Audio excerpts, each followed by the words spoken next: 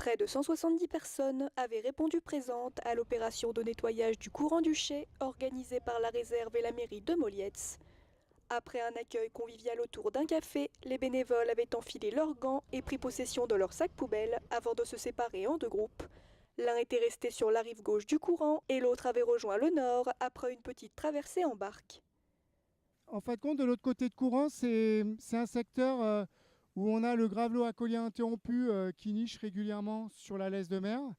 Et on est en train de, la réserve naturelle et la commune, on est en train de réfléchir peut-être pour prolonger les secteurs de ramassage manuel pour protéger les laisses de mer sur ce secteur-là.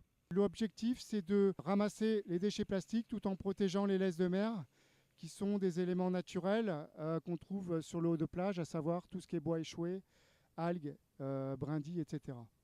C'est-à-dire que j'aime la nature, j'aime que le bord de mer soit propre et qu'on voit ces saletés là, c'est écœurant quoi. Depuis que nous faisons ce nettoyage plage, je suis disponible.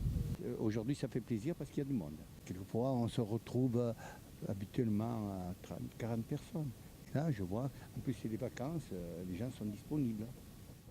Ce jour-là, pas de gros morceaux de plastique à ramasser, mais de tout petits déchets. Ceux-ci tendent à s'accumuler et à devenir de plus en plus petits avec le temps et causent aujourd'hui un véritable problème environnemental.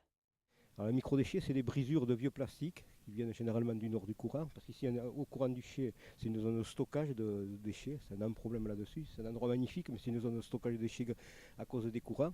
Et c'est du vieux plastique qui vient du nord, généralement, qui est enfoui depuis des années, qui ressort avec la montée de l'océan.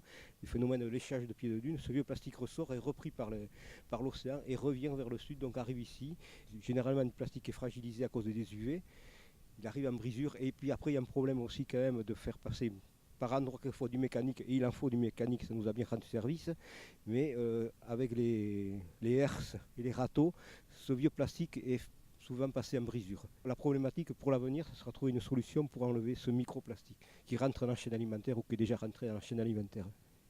Malgré tout, les petits comme les grands avaient fait de leur mieux pour ramasser le plus de débris possible et auront au final récolté près de 3 mètres cubes de déchets. Mais au-delà de la quantité, le but était que tous passent un moment convivial au bord de la mer tout en faisant une bonne action. Je pense qu'il ne faut pas se caler sur la quantité de ramassage de déchets parce que contrairement à l'année précédente où on avait vraiment eu des gros apports, là cette année il y en a eu très peu. Tant mieux, voilà.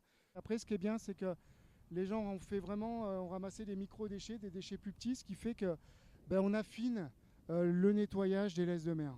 La population est de plus en plus sensibilisée à la problématique de la pollution des déchets sur les plages et ça fait plaisir de voir toujours autant de monde qui vient avec nous pour ramasser les déchets. La mairie et la réserve vous donnent rendez-vous le 23 mars à 10 h à l'embouchure du courant du Chet pour un nouveau chantier de ramassage.